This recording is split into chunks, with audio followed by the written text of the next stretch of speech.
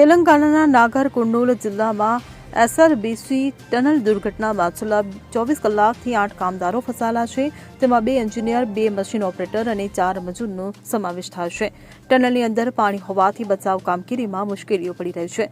ટનલની અંદર પાણી છે. એસડીઆરએફ અધિકારીના મતે ટનલમાં પ્રવેશવાનો કોઈ રસ્તો નથી. ઘૂંટણ સુધી કાદવ છે. ટનલની અંદર ઓક્સિજન મોકલવામાં આવી રહ્યો છે. પાણી કાઢવા માટે 100 હોર્સ પાવરનો પંપ મંગાવાયો છે. બચાવ કામગીરી માટે 145 એનડીઆરએફ અને 120 એસડીઆરએફ જવાનોને તૈનાત કરાયા છે. સિકંદરાબાદ ખાતે પાયદળ વિભાગનો ભાગ, આર્મી એન્જિનિયર્સ રેજિમેન્ટ તેમને સ્ટેન્ડ બાય પર પણ રાખવામાં આવ્યા છે. આ ઘટના 22 ફેબ્રુઆરીની સવારે બની હતી. ટનલના પ્રવેશ બિંદુથી 14 કિલોમીટર અંદર ટનલની છતનો લગભગ 3 મીટર ભાગ તૂટી પડ્યો છે. આ સમય દરમિયાન લગભગ 60 કામદારો કામ કરી રહ્યા હતા.